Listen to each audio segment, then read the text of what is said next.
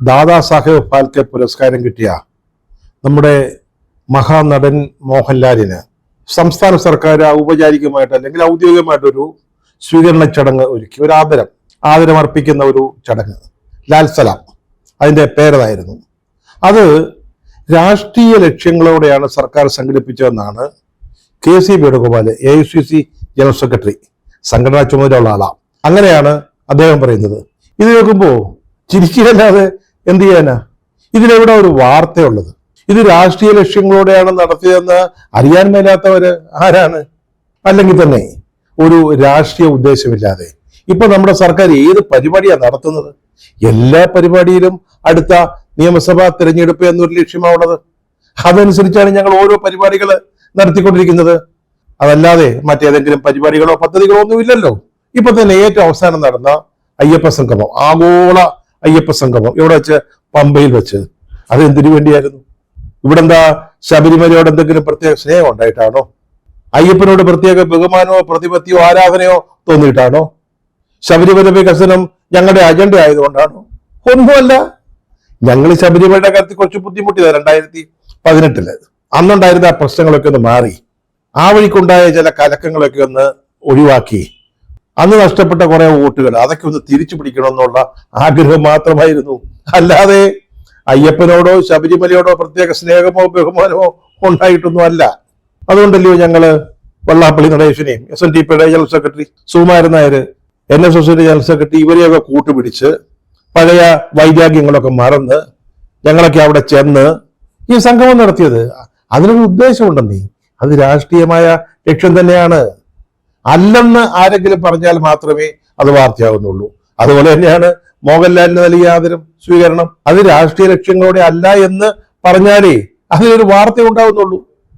അതാ സത്യം. മോഹൻലാലിനെ ഒരു മഹാനടനെ, കേരളത്തിന്റെ അഭിമാനമാണല്ലോ അദ്ദേഹത്തെ ഇങ്ങനെ രാഷ്ട്രീയ സങ്കുചിത ആവശ്യങ്ങൾക്കായിട്ട് ഉപയോഗിക്കണമായിരുന്നോ എന്ന് ഗവൺമെന്റ് ചിന്തിച്ചാൽ കൊള്ളാം. അത്രേ വേണോ പറയുന്നുള്ളൂ, കൂടുതൽ കടുപ്പിക്കുന്നൊന്നുമില്ല. ഇതേപ്പറ്റി എന്തോ ആലോചിക്കാന്? അങ്ങനെ ചെയ്യേണ്ടിയിരുന്നോ എന്നൊക്കെ ആലോചിച്ചിട്ട് എന്താ കാര്യം? ഞങ്ങളുടെ മുമ്പിൽ ഒരു അവസരം വന്നു, ഞങ്ങളത് ഉപയോഗിച്ചു. അതിനെന്താ കുഴപ്പം? നോക്കൂ, നമ്മളെല്ലാവരും ഇഷ്ടപ്പെടുന്ന അല്ലെങ്കിൽ കേരളത്തിലെ ലക്ഷക്കണക്കിന് ആളുകളെ മനസ്സിൽ ആരാധനയോടെ കാണുന്ന മോഹൻലാല്, അദ്ദേഹത്തിന് ഇന്ത്യയിലെ തന്നെ ഏറ്റവും ഉയർന്ന ബഹുമതികളിലൊന്ന് ഒരു പുരസ്കാരം ലഭിക്കുന്നു. അപ്പൊ ഞങ്ങൾ കണ്ടുകൊണ്ടിരിക്കണോ? തെരഞ്ഞെടുപ്പ് കൂടി അന്ന് ആലോചിക്കണം. അല്ലേ ചിലപ്പം ഇതൊന്നും ആലോചിക്കത്തില്ല. മെയ് മാസം ആകുമ്പോഴത്തേക്ക് നിയമസഭാ തെരഞ്ഞെടുപ്പിഞ്ഞ് വരിക. അത് മുമ്പിൽ കണ്ടുകൊണ്ട് ഞങ്ങൾ അദ്ദേഹത്തിന് ഒരു സ്വീകരണം കൊടുത്ത് അദ്ദേഹത്തിന്റെ ആരാധകരെ കയ്യിലെടുക്കാൻ പറ്റുമോ എന്നാണ് നോക്കിയത്. അതായിരുന്നു ഞങ്ങളുടെ ആലോചന. അല്ലാതെ സങ്കുചിതമായ ലക്ഷ്യങ്ങളോടുകൂടി അദ്ദേഹത്തെ ഉപയോഗിക്കണമായിരുന്നോ എന്ന് ആലോചിക്കേണ്ടതായിരുന്നു എന്ന് പറയുന്നതിനൊന്നും ഒരു അർത്ഥവുമില്ല. അതിനൊന്നും പ്രായോഗികമായ രാഷ്ട്രീയമില്ല. ഇതിന് വലിയ 10 വോട്ട് കിട്ടുന്നെങ്കിൽ അതല്ലയോ ലാഭം. നമ്മുടെ ഒരു കാര്യം ചെയ്യുമ്പോഴേ പരമാവധി പ്രയോജനം ഉണ്ടാക്കണം. അംഗത്തിന് പോകുമ്പോൾ അംഗവും കാണാം, താളി കുടിക്കാം എന്ന് പറഞ്ഞ പോലെ നമ്മൾ അത്തരത്തിലുള്ള ഒരു പ്രയോജനമാണ് അല്ലെങ്കിൽ ഒരു ഉപയോഗമാണ് അതിൽ കണ്ടത്. ഈ മുല്ലപ്പൂമ്പൊടി ഏറ്റുകിടക്കും കല്ലിനും ഉണ്ടാകും ഒരു സൗരഭ്യം. നമ്മുടെ മോഹൻലാലിന് കിട്ടിയൊരു പുതിയ ഫാൽക്കെ അവാർഡ് വഴി ലഭിച്ചത്, അതിനോടൊന്ന് ചേർന്ന് നിന്നാലേ അതിന്റെ ഒരു ശകലം പ്രയോജനം ഗുണം, ആ മുല്ലപ്പൂമ്പൊടിയുടെ ഒരു മണം നമുക്കും കിട്ടണം. അത്രേ ഉണ്ടായിരുന്നുള്ളൂ നമ്മുടെ ഉദ്ദേശം.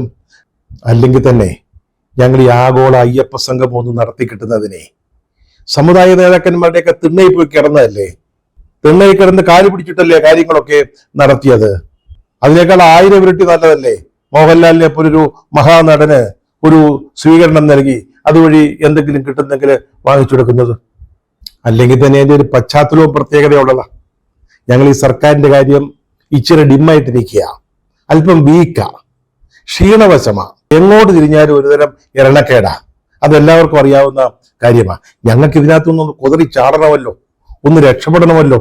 ഞങ്ങൾ വലിയ പ്രതീക്ഷയോടാണ് ഈ അയ്യപ്പ സംഗമം നടത്തിയത്. അത് വൻ സക്സസ് ആകുമെന്നും അതുവഴി സകലമാന ഹിന്ദുക്കളുടെയും പിന്തുണ കിട്ടുമെന്നൊക്കെ ഞങ്ങൾ വിചാരിച്ചതാ. പക്ഷെ എന്തോ ഉണ്ടായത്? പുലിപ്പാല് കൊണ്ടുവരാൻ പറഞ്ഞപ്പോ പുലിയം കൊണ്ടുവന്ന ആളാ ശബരിമല ശ്രീ അയ്യപ്പന്. അത് ഓർത്തില്ല. അത് ഓർക്കാതാണ് ഈ സംഗമം എന്നും പറഞ്ഞ് കയറി കളിച്ചത്. ഇപ്പോ സംഭവിച്ച അയ്യപ്പ കോപം കാണുമ്പോൾ സത്യം പറഞ്ഞാല് പേടി വരിക. സംഗമം കഴിഞ്ഞപ്പോഴല്ലയോ ശബരിമലയിൽ നടന്ന ഈ തീവട്ടി കൊള്ള, സ്വർണ്ണ കൊള്ള, അതിന്റെ ഈ വിശദാംശങ്ങള്, രഹസ്യങ്ങളൊക്കെ പുറത്തു വരുന്നത്.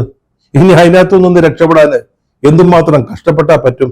പിന്നെ ഒറ്റ കാര്യത്തിൽ ഒരു ആശ്വാസമുള്ളൂ, ഈ അയ്യപ്പ കോപം കൊണ്ടുണ്ടാകുന്ന കുഴപ്പങ്ങളൊക്കെ അനുഭവിക്കാൻ NSS SNDP ഒക്കെ കൂടെ ഉണ്ടല്ലോ എന്നൊരു ആശ്വാസം മാത്രം.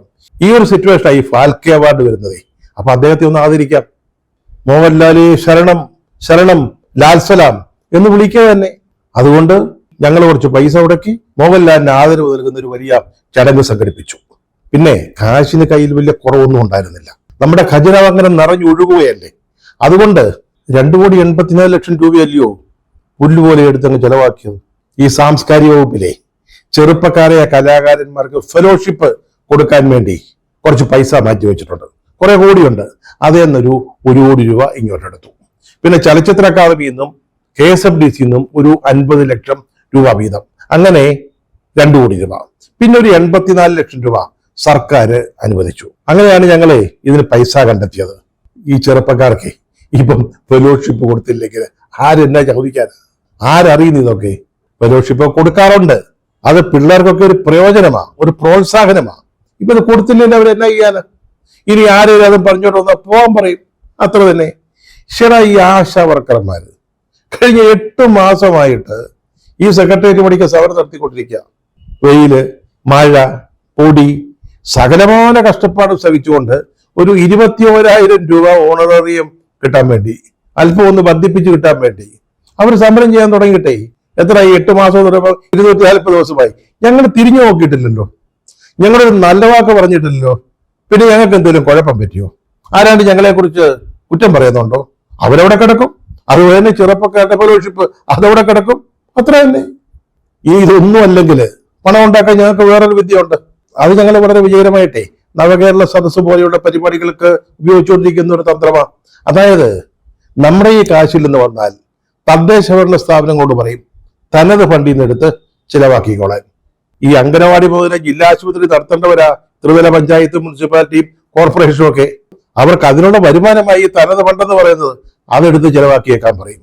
നമ്മളിവിടെ കേന്ദ്രത്തിൽ നിന്ന് പറയുമ്പോൾ അത് പറ്റത്തില്ല എന്ന് പറയുമോ? ഇല്ലല്ലോ, അവർ ചെലവഴിക്കും.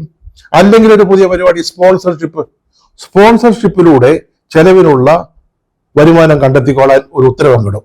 ഈ സ്പോൺസർഷിപ്പ് എന്ന് പറഞ്ഞാല് വെട്ടുമണി അടിക്കാൻ പറ്റുന്ന ഒരു അവസരമാണ്. എത്ര രൂപ സ്പോൺസർഷിപ്പായിട്ട് പിരിഞ്ഞു കിട്ടി, എത്ര രൂപ ചെലവഴിച്ചു, ഇതിനൊന്നും ഒരു കണക്കില്ലല്ലോ. അപ്പൊ നല്ലപോലെ വെട്ടുമണി അടിക്കാം. അപ്പൊ നമ്മൾ വിചാരിക്കുന്ന എന്തുവാ, ഈ പരിപാടിയൊക്കെ നടത്താൻ വേണ്ടി കഷ്ടപ്പെടുന്ന ആളുകളുണ്ടല്ലോ, അവരെന്തെങ്കിലും കിട്ടുമെങ്കിൽ വല്ല നക്കാപ്പിച്ചയും വാങ്ങിക്കോട്ടെ. കണക്കുമില്ല, കണക്കും ആരും ചോദിക്കത്തില്ല, അക്കൗണ്ടന്റ് ജനറലും ഇല്ല, കൺട്രോളർ ആൻഡ് ഓഡിറ്റർ ജനറലും ഇല്ല. നമുക്ക് നമ്മുടെ സൗകര്യം പോലെ പൈസ ചെലവാക്കാം. പക്ഷെ ഇവിടെ ലാൽ സലാം, ആ പേരൊന്ന് ശ്രദ്ധിച്ചോണം കേട്ടോ. ഞങ്ങള് മോഹൻലാലിനെ ആദരിക്കാനിട്ട പരിപാടിയാണെങ്കിലും ഞങ്ങളുടെ പേരാ ഉപയോഗിച്ചത് ലാൽ സലാം. ആ ലാൽ സലാമിന് ഇങ്ങനെ തനത് ഫണ്ടൊന്നും എടുത്ത് ചെലവഴിക്കേണ്ടി വന്നില്ല, സ്പോൺസർഷിപ്പും വേണ്ടി വന്നില്ല. ഞങ്ങൾ വല്ല മാനമായിട്ട് കയ്യിൽ നിന്ന് പോക്കറ്റിൽ നിന്ന് കാശെടുത്ത് അങ്ങോട്ട് വീശി എറിഞ്ഞു കൊടുത്തു. പണ്ടത്തെ പോലെ അല്ല കാര്യങ്ങൾ. അന്നൊക്കെ എങ്ങനാ, 5 വർഷം LDF ആണെ 5 വർഷം UDF, അത് കഴിഞ്ഞാൽ പിന്നെ വീണ്ടും LDF.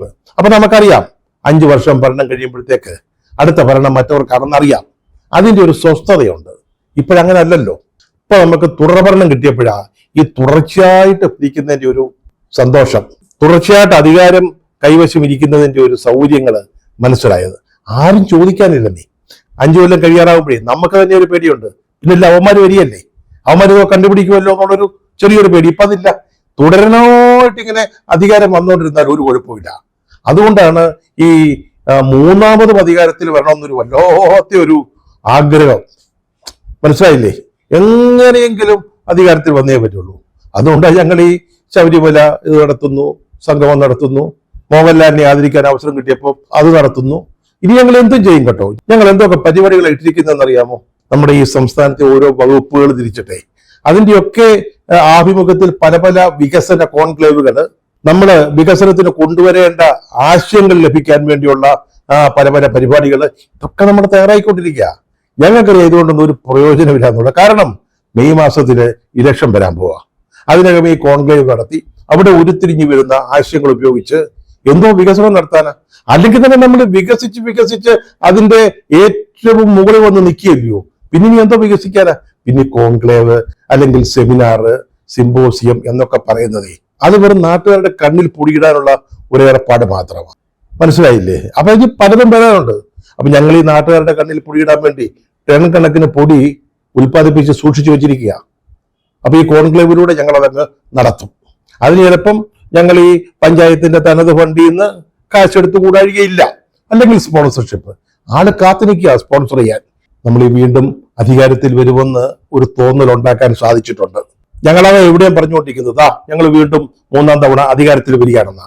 അതൊക്കെ കേൾക്കുമ്പോഴേ ഈ നമ്മുടെ കേരളത്തിലെ വലിയ സമ്പന്നന്മാര്, അവരുടെ പട്ടികയിലുള്ളവര്, വലിയ സിനിമാ നിർമ്മാതാക്കള്, ചുറ്റി മുതലാളിമാര്, ഇവരെല്ലാം ഇങ്ങനെ സ്പോൺസർ ചെയ്യാൻ നിൽക്കുക. അതുകൊണ്ട് ഞങ്ങൾ ഇനിയും ഇതുപോലെയുള്ള ധാരാളം പരിപാടികൾ നടത്തും, നാട്ടുകാരുടെ കണ്ണിൽ പൊടി ഇടുകയും ചെയ്യും. യാതൊരു സംശയവും വേണ്ട. നമ്മളെ ചിരിപ്പിക്കുന്ന വേറെയും വാർത്തയുണ്ട് ഇന്നത്തെ പത്രത്തില്.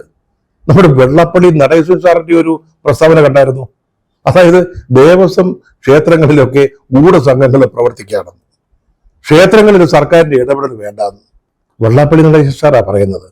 ഇത് BJPയുടെ ഒരു ലൈനാണ്, RSS ഭാഷ്യമാണ് അദ്ദേഹം ഇത് പറയുന്നത്. അതെന്തുമായിക്കോട്ടെ, അദ്ദേഹത്തിന്റെ അഭിപ്രായം പറയാം. ഈ നടേശൻ കൊച്ചാട്ടൻ തന്നെയല്ലോ കുറെ ദിവസം മുമ്പ് പമ്പയിലെ ഈ ആഗോള അയ്യപ്പ സംഗമത്തിൽ പങ്കെടുത്തത്. ഈ ശബരിമല ക്ഷേത്രം ദേവസ്വം ക്ഷേത്രം തന്നെ അല്ലയോ? അവിടെ വെച്ചല്ലയോ അദ്ദേഹം പറഞ്ഞത് നമ്മുടെ മുഖ്യമന്ത്രി പരമ ഭക്തനാണെന്ന്? ഇപ്പൊ അദ്ദേഹം പറയുന്നു ദേവസ്വം ക്ഷേത്രങ്ങള് ഗൂഢസംഘങ്ങളുടെ കേന്ദ്രമാണ്. ഈശ്വരോ രക്ഷതു.